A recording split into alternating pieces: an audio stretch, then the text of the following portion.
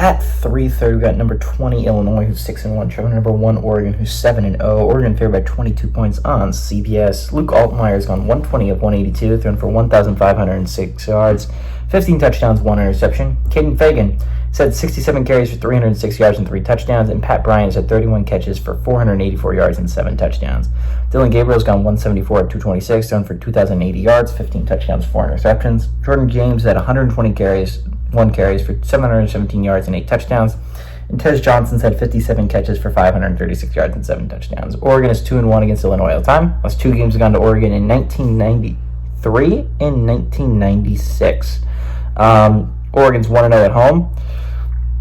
No game has been decided by more than 6 points between these two, though. They've been close. It was a big game for both teams. Right? Last time Oregon was ranked number 1 overall. They lost at home to Stanford in a massive upset, right? 2012, it's a crazy year. That was a big loss for Oregon back then. That was massive, right? Oregon's the number 1 team in the country. We've had 2 other teams number 1 overall in the country. Both of them have lost a game. One of them lost 2. I'm gonna keep going through that because it is 2:45 in the morning. Sorry guys, you're not getting that edited out. You get to see me sneeze. This is a big game for Oregon. Obviously, it's a massive game for Oregon. You're number 1 in the country, a chance to be a favorite. Because, again, Oregon wins out. They're going to be the number 1 seed in the college football playoff. That's massive, right? That means instead of you're drawing the 8-9 seed in the second round instead of drawing maybe the 5 seed, or the 7 seed or the 6 seed. Like, I think there's a significant difference, right?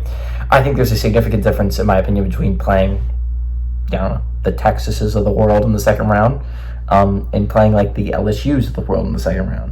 Not this trash talk LSU, just not quite, I think, the same thing.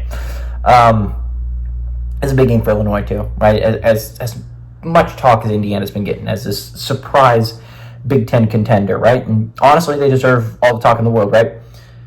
Illinois has kind of been flying under the radar. They've had a really tough schedule, and which is why they picked up 1 loss. I think if they had Indiana's schedule, they would honestly be undefeated right now.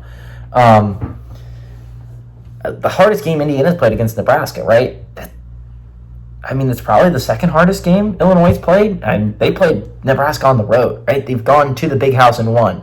They went to Beaver Stadium. That was their 1 loss, right? And this is the game, right? Like, if you're Illinois, you got a big win against Michigan. You went on the road. You beat them in the Big House. First time in a long time, right? This is a chance to emerge yourself as a legit contender for a playoff spot. You find a way to win this game. You find a way to go on the road and pull up this massive upset for number 1 Oregon. Suddenly you're 7-1, and there's a path to the playoff for Illinois, which is crazy to say at this point in the year. Like, that's crazy to be talking about, which is why I love this 12-team playoffs, and especially this season's been so much fun, right?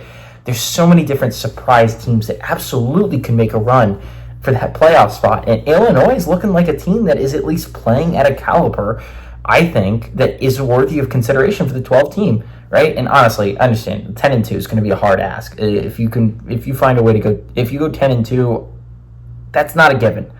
I feel like, though, with this 12-team playoffs, if you find a way to go 11-1, if you can find a legit way to go 11-1, like, that's a playoff team. Like, if you have 1 loss, I think that's a playoff team. And honestly, they should be. I think they're playing at a high enough level. I don't love any upsets today. I'm not in love with any of them. So I'm going to just go with the team I think is playing at a really high level. I understand Oregon's playing at a really, really high level. They're coming off an absolute beatdown at Purdue. But they play Michigan next week. And I understand Michigan's not what they normally are. But this might be a little bit of a look ahead. And I understand Illinois is probably the team they're focused on. But Illinois is playing at a really high level. I think if there's any chance of a massive upset today, it's Illinois. I kind of like the Fighting Illini to go on the road and pull off a shocker against number 1 Oregon.